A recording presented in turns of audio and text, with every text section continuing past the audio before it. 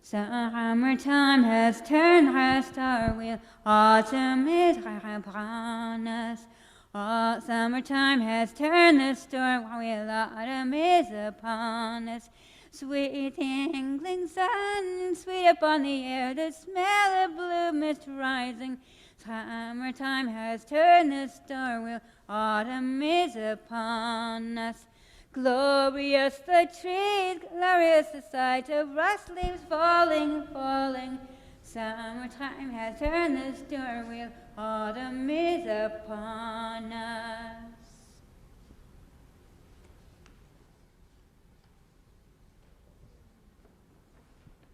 Thanks, Megan. Good morning. I'm going to read something from a book called Circle Round, Raising Children in Goddess Traditions by Starhawk, Diane Baker, and Anne Hill. And this is about fall equinox, or autumnal equinox, or Mabon. The fall equinox is our celebration. Sorry.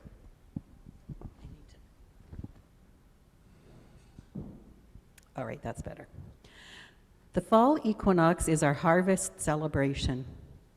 Twin to the spring equinox, it's a time, again, of balance between dark and light. But now we are moving from light into darkness, from warmth into cold. We gather in the harvest of summer and prepare for the winter ahead. Everything in nature is constantly giving to and receiving from everything else.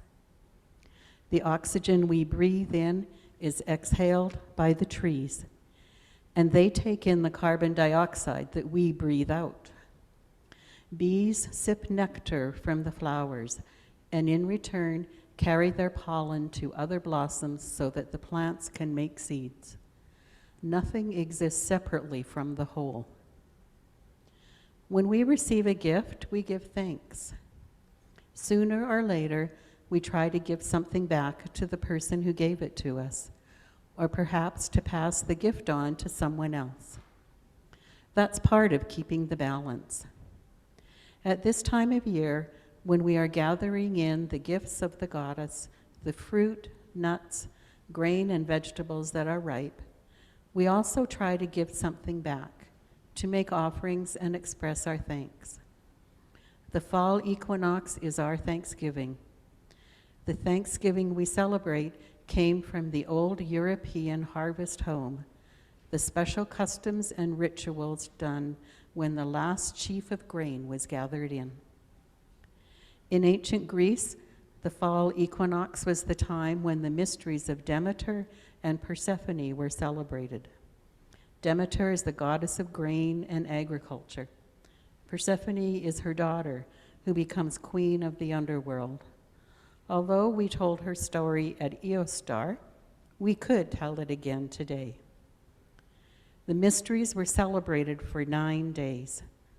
Those who wanted to be initiated made a procession from Athens to Eleusis, 9 miles away, where Demeter's temple stood.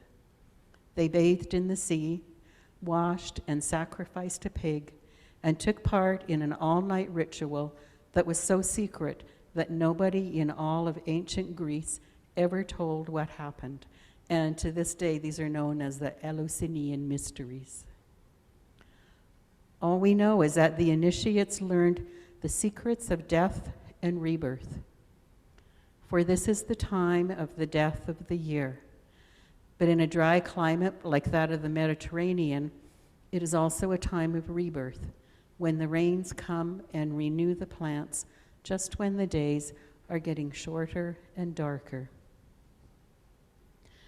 At Mabon, the mother of the harvest becomes the old one, the wise grandmother who teaches us to rest after our labors.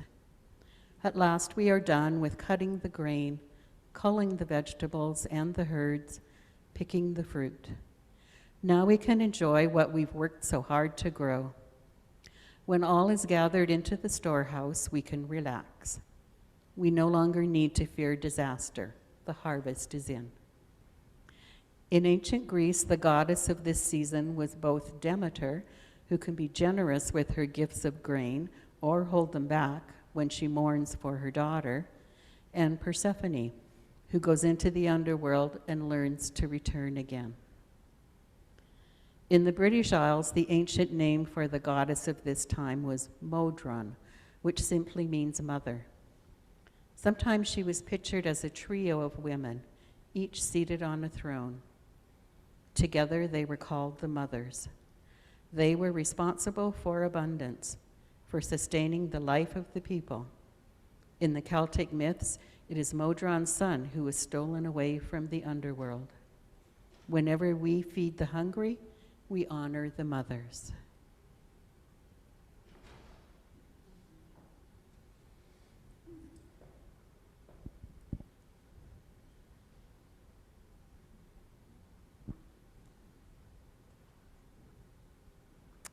So now we're going to create an energetic circle and a sacred circle, including people on Zoom. Those of us who are physically at the church are sitting in a circle. If you are at home on Zoom, visualize yourself sitting in our circle here at the church. And we even have empty chairs for you. We can do this energetically. All of us can create this circle together. And we're going to start with the north, which are the windows to my left, and we're going to picture the energy moving in a circle. So if you want to visualize that energy in any way that works for you, you can keep your eyes open or closed. So starting in the north, over that way, and picture that energetic circle starting and then moving around, going towards the door, which is the east, and towards the south, which is to my right, to the west, which is behind me, and then back to meet up with the north. So we have this energetic circle around us and including people who are on Zoom.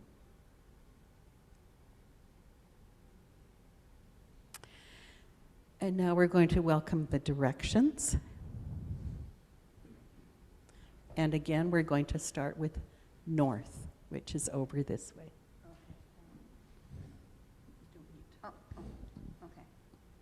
Okay. Mother, beloved garden, living treasure underfoot. All our days you ground our being, side and thistle, grass and root. Herbs to heal us, plants to feed us, land to till and tend and plow. With a pen in deepest midnight, north we ask you be here now. We're moving to the east. Father, hear your inspiration, hold together all that lives. As we breathe, our minds see clearly, leading us to love and give. Raging whirlwind, whispered breezes, violent gale and gentle cloud. With a blade as sharp as morning, east we ask you be here now. We move over to the south. Brother fire, great transformer, share the passion of the sun. In our hearts, your warmth revives us, cooks our food and eats our homes. Like a flaming candle, blood within us, blazing desert, well to grow.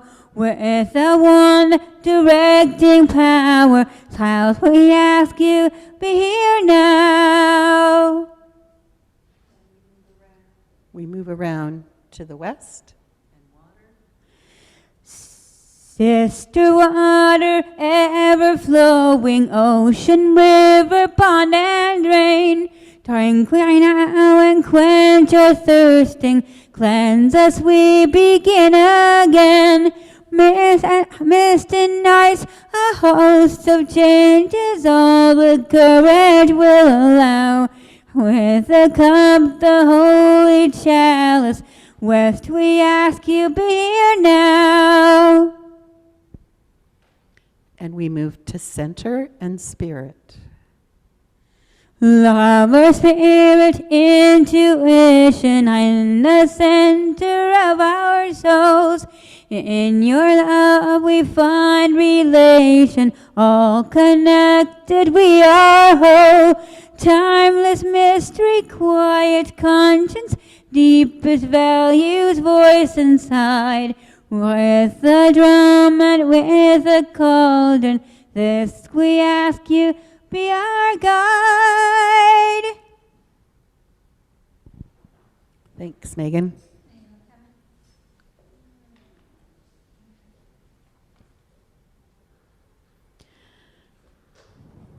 As we approach the autumnal equinox, we are aware that after the time of equal day and night, we will move into the darker times.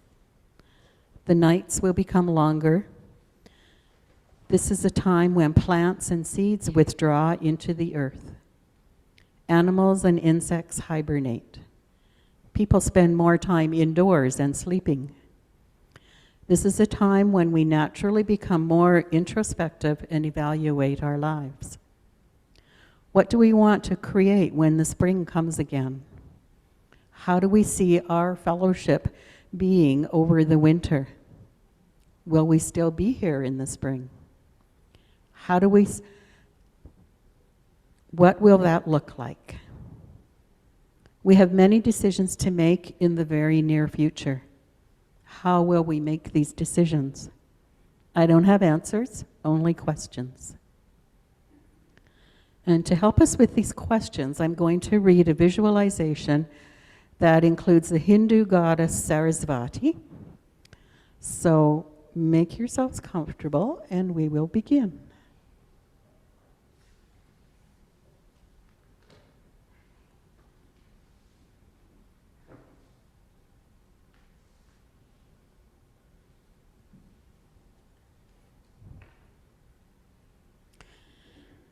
And you can do this with eyes open or eyes closed. Make yourself comfortable. Take a deep breath in and out. And in and out. Be grounded in your body.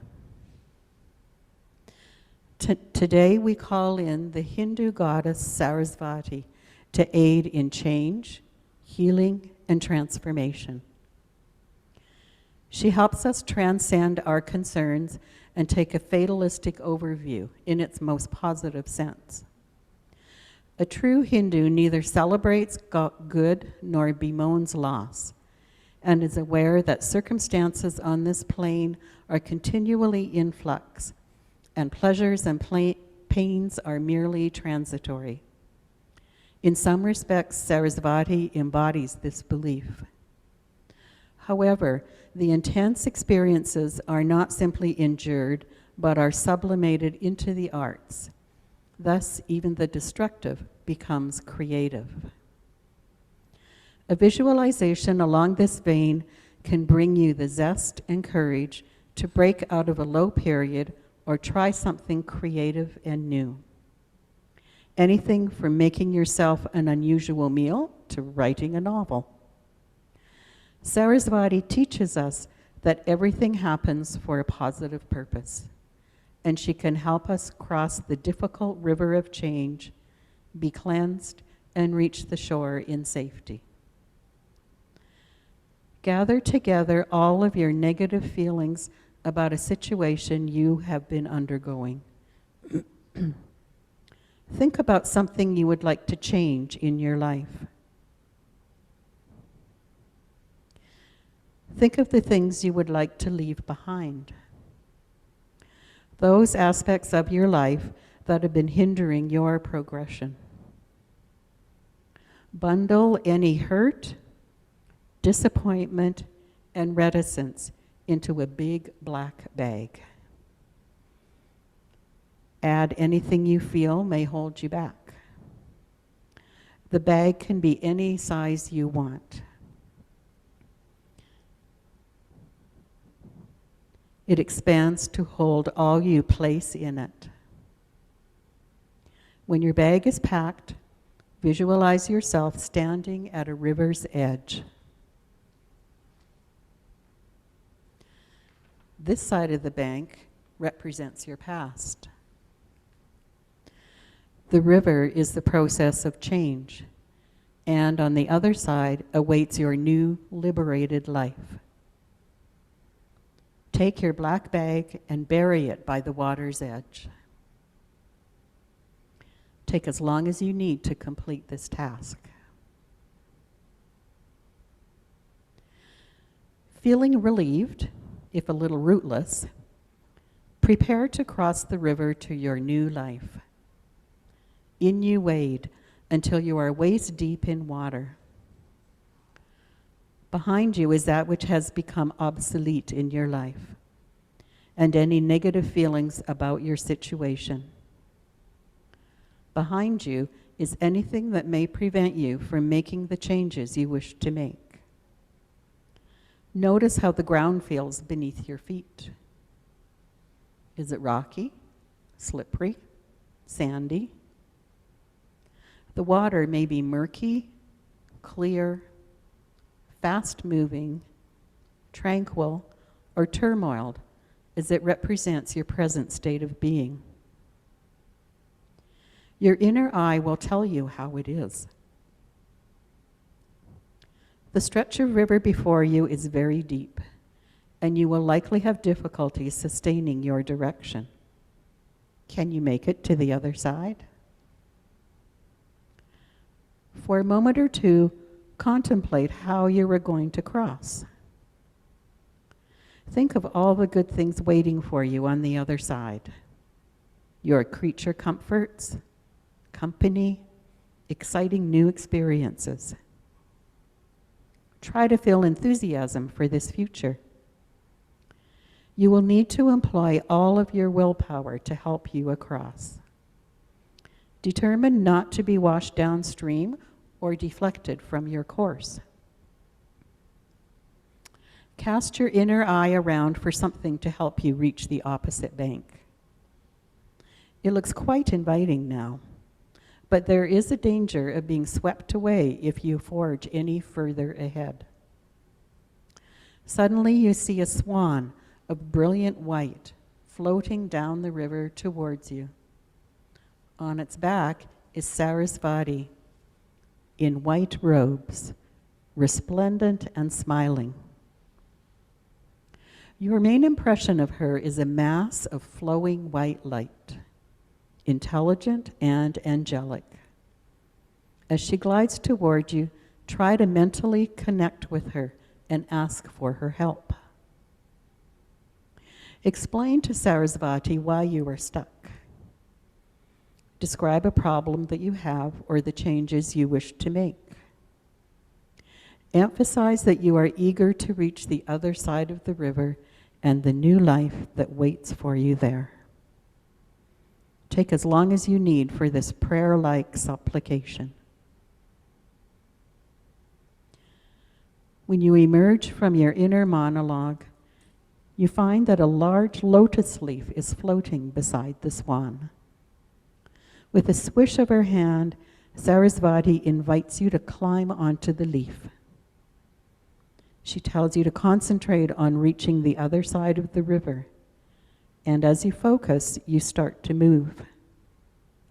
You are aware that Sarasvati is behind you, ready to help if any trouble occurs. As you draw closer to the riverbank, you notice a small temple with the Om sign painted on it, red against yellow. There is wonderful, strange music coming out of the temple, and its unusual architecture fascinates you. Its stained glass windows are amazingly crafted, and intense, inspiring colors beam from this building. When you reach the other side of the river, dismount and step with assurance onto the new terrain. You turn to thank the goddess, but she is gone. Excited by the adventure and eager to explore this new land so full of beautiful, intriguing things, you head for the temple in order to thank Sarasvati. No sooner have you thought it than your feet rise off the ground, and you are delivered to the threshold, where a potent wave of billowing incense and vibrant sound engulfs you. Feel the sound of the Om running up and down your spine, through your limbs, jiggling every atom of your body. In the smoke flashes all kinds of colors, subtle and vivid shades, pulsating violet hues, and streaks of red and flowing blue. If you are wearing shoes at this point, take them off before you cross the temple threshold. As you enter, you feel as if your body is being shaken by thunder, but you welcome it as you know it is breaking up the clay straitjacket of your previous existence and exposing the brighter, subtle body beneath it. Soon you are feeling very light and agile and are impatient to explore this new land in your new vehicle. Find the shrine and pluck a candle, a string of flowers, or a cake from the table in the room.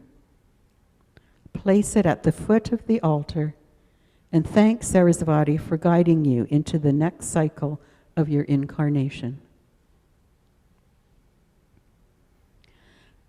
Now leave the temple and come back to your body.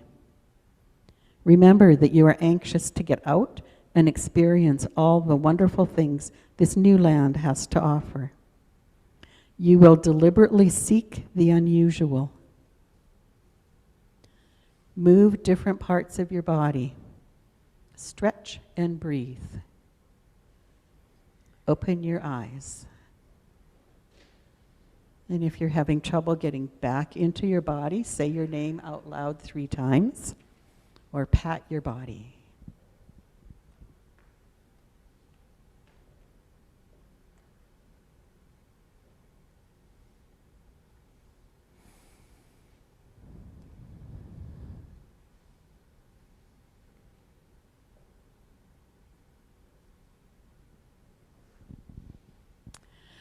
We're now going to release the directions and thank them for their service to us. For this, we go in the reverse direction, starting with center and spirit, west and water, south and fire, east and air, and north and earth. Hail and farewell all, and thanks for your service.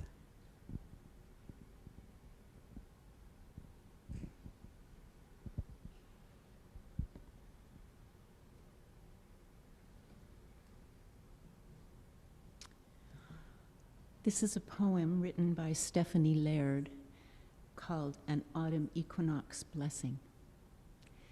The light and the dark at the same in length, they have equal time and equal strength. But soon the darkness will prevail, and the light and the warmth will begin to pale. Do not be afraid or don't dismay, for this is the rhythm of nature's way. Rejoice in the abundance that this year brings. Breathe deep in the coolness and change in the air. Have gratitude and blessing, keep toll, and may this shift of nature enlighten your soul.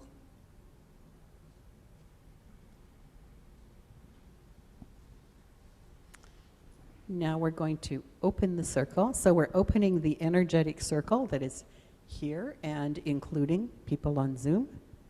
And Megan is going to sing And if anybody else knows the words, please sing along.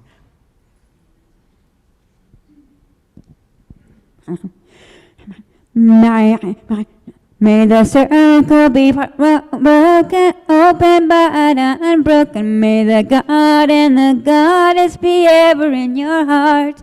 Marry meet and marry part, and marry meet again. May the circle be open but unbroken. May the God and the goddess be ever in your heart.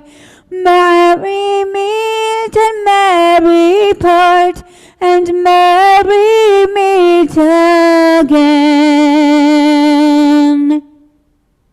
Thank you.